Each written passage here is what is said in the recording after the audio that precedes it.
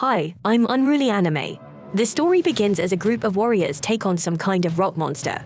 This giant's face gets all sliced up by these warriors, as it is explained to us that all members of a party have various roles, such as attacker and healer.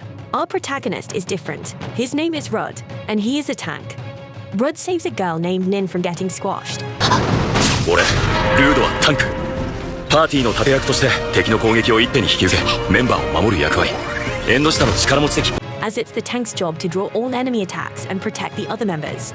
Being a tank isn't the most glamorous position among powerful adventurers.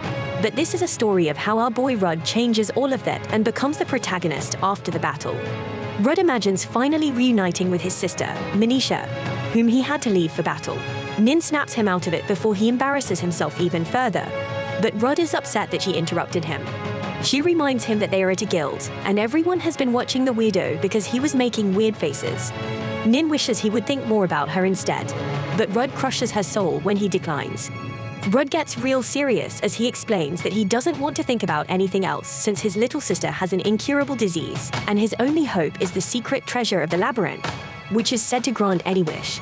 This hope isn't looking too good now, as Rud thinks about how he failed everyone in the battle against the rock golem. Nin tells this absolute failure that he shouldn't feel bad at all since he did his job. It just didn't make sense how fast his absorbed shield was depleting, even though he didn't get hit. Rud reveals that it wasn't just at one instance. Recently, whenever they enter the labyrinth, his absorbed shield's been depleting for some mysterious reason. He has had to consume a bunch of potions, so he apologizes for making things difficult for Nin as their healer. She once again tells him to stop apologizing since he always does a good job protecting her. Nin then glazes him up a bit by pointing out that his absorb shield has a value of 9,999, which makes it the highest value shield to ever exist. Just then, spectators marvel as the one they call the hero arrives. He is the one who has beaten numerous labyrinths despite being so young, but this guy is clearly very arrogant. Everyone practically drools over this guy, as he is the hero known as Keeglis. He apologizes to Rud for being late and then welcomes Lilia and Lily, who are standing way too close to each other. Keeglis introduces them to their new party members, but Nin is furious. She reminds Keeglis that only parties of up to 6 people are allowed to enter the labyrinth. The addition of the 2 new members would make their group 7. Keeglis has a real dark side, as he reveals that their party will be down to 6 very soon and kicks Rud out of the party. Of course, Rud demands to hear a reason, so Keeglis, the absolute jerk, tells him that it's because he's a useless tank. A look back at the golem fight shows that Rud was shaking after blocking the monster's attack. Keeglis did the typical hero thing to defeat their opponent, but he was upset that Rud instantly lost a significant portion of his shield. お前がタンクとして役立たずだから。ライフバースト！昨日あれだけの外皮を一瞬で失っただろ。それ。That was the final straw, as he determined that the party wouldn't be able to make any progress with Rud as their tank. Nin is still furious and points out that Rud was blocking the attacks, but for some mysterious reason, his absorbed shield was still depleting. Keeglis thinks it's because of the 2 skills Rud has that have unknown effects. Nin tries to defend him, but Keeglis isn't interested in hearing excuses and reminds a little chick that they all could have lost their lives. The new members he found are better anyway. They are evasion tanks that have become very popular these days.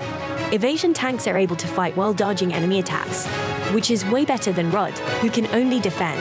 Keeglis kicks him out for good, so Rud just accepts the decision. Keeglis is a serious jerk and stops Rud from leaving just yet. He explains that they didn't make any money from the golem battle, so he will have to take something from him.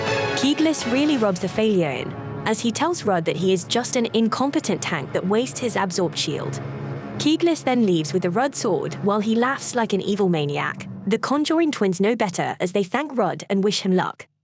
Rud apologizes to Nin since she was the one who invited him to join her party, but he just wasn't good enough.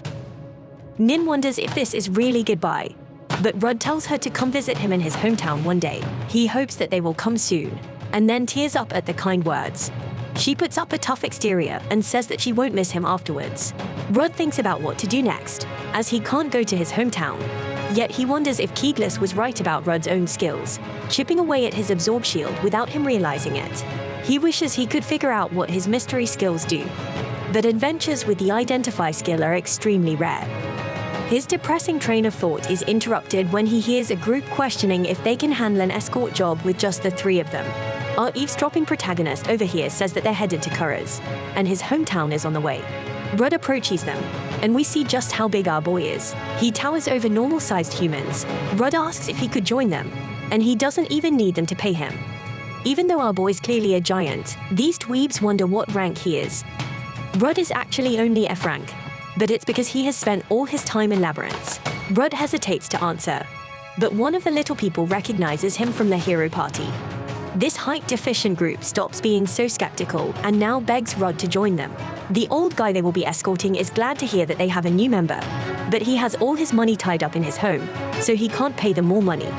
As they begin traveling, Rudd feels bad for not telling them his rank, almost like he tricked them. If you really think about it, he could just tell them now, but he decides to just protect the wagon as best he can.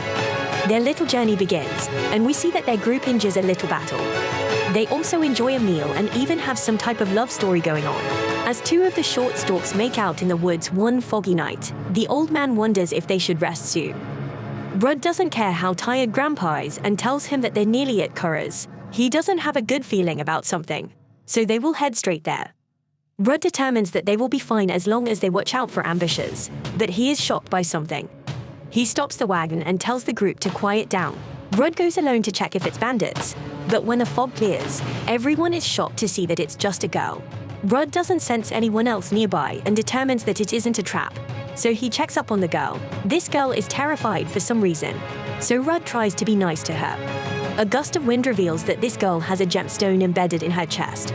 But before Rudd can say anything, a monster appears. It's a giant forest snake, so the little gem girl runs for cover. An old grandpa explains that the monster's poison is deadly. The others are apparently cowards, as they instantly give up without even trying. They are certain that their lives will end as the snake goes to attack them. But our boy Rudd uses his provoking ability to attract its attention. The thing spits its poison out at our protagonist, but he blocks it with his oversized shield. こっちを見ろ、フォレストスネーク挑発。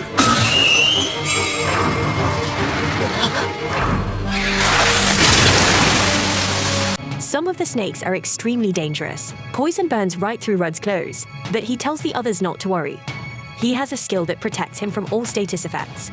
Rudd tells the others to attack while he distracts the creature. But our boy really picked the wrong group of people to join, as they have no clue where to even start.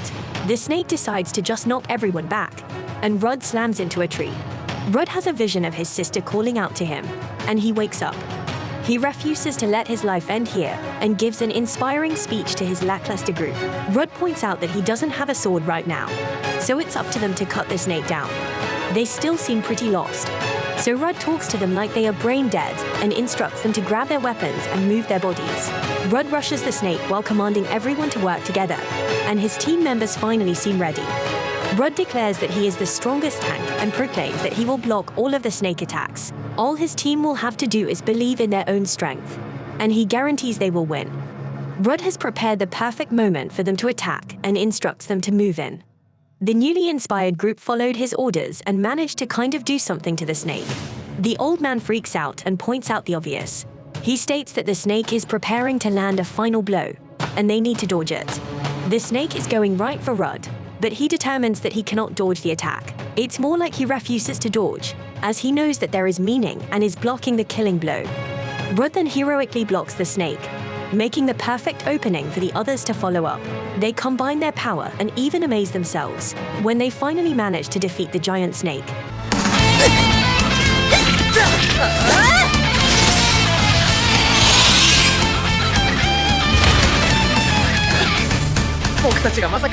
The group then acknowledged that they couldn't have done it themselves.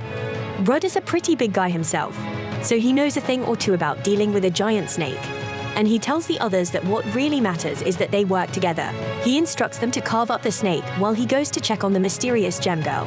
He finds that she was running from the snake, but she has nowhere to go. These two literally speak for like 10 seconds, but he offers to take her back to his hometown, and she agrees. Rudd doesn't want the little girl to get the wrong idea, so he decides that she needs some clothes. Old Grandpa just happens to have clothing for little girls lying around and gives it to them as a thank you. Grandpa wonders if she is an escaped slave, and our boy can sense that she is a homunculus. Homunculus serves humans as slaves, so they normally don't travel alone. So there must be some mysterious circumstance behind why she is in the forest. Rudd points out that slave traders likely wouldn't enter such a dangerous forest, and she wasn't wearing a collar like all slaves in anime do. This girl is definitely a mystery, but Rudd decides to look after her for a while. The next day, Rudd leaves the others after reaching their destination, but the group wants him to join their party. They would be honored to adventure with a strong tank like him, but Rudd reveals that he needs to find the secret treasure. This group knows about it well, as this treasure is said to be able to grant any wish and even has the ability to create a homunculus. The little albino girl is shocked to hear this word, but this group doesn't know that she is one and openly talks about how much they hate homunculus. They do some serious trash talking about how expressionless they are and how they don't show any passion for what they do. What's even scarier about the homunculus is that the only way to visually distinguish them from humans is the magic stone on their chest. Rudd is the only one who seems to notice that the girl is upset about what they are saying, so he quiets them down and leaves. The little girl shows some relief, and they begin their own journey. Rudd introduces himself, but in typical anime fashion, this girl reveals that she doesn't have a name. Some beautiful petals are flying around every way, so Rudd decides to call her Luna. Rudd fears that he might have offended her somehow, but she actually loves the name. That night, Luna spots some scary wolves and shocks Rudd when she springs into action to eliminate them all. This confirms what Rudd was already thinking. Luna must be an illegally created homunculus.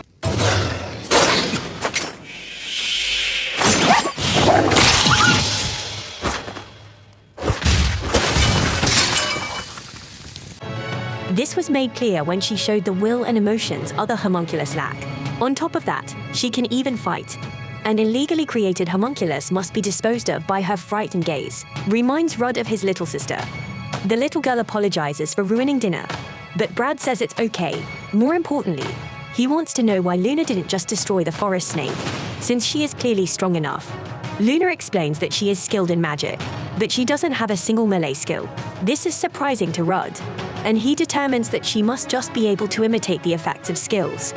She goes over her list of spells, but he is shocked when he hears that she can use the Identify skill, identify it as a very rare skill. Only one other person in the neighboring kingdom has it, but that person was said to have passed away a few years ago. This means that, as of right now, Luna is the only person in the world with the Identify skill. Rudd desperately wants to know about the two mysterious skills he has, so he asked her to use Identify on him. She does so, and she reveals that Rudd has 4 skills. One is called Healthy Body. It makes him immune to status effects, boosts his natural healing, and makes his body as tough as possible. The next is Provoke. It has the ability to focus an enemy's attention on him. Those are the 2 Rudd already knew about, so he prepares himself to hear the 2 unknown ones. One of these mystery skills is called Life Conversion. This allows him to convert the absorbed shield that he has depleted into strength. Rudd has the highest absorbed shield value to ever exist, and now there is a way to use it offensively.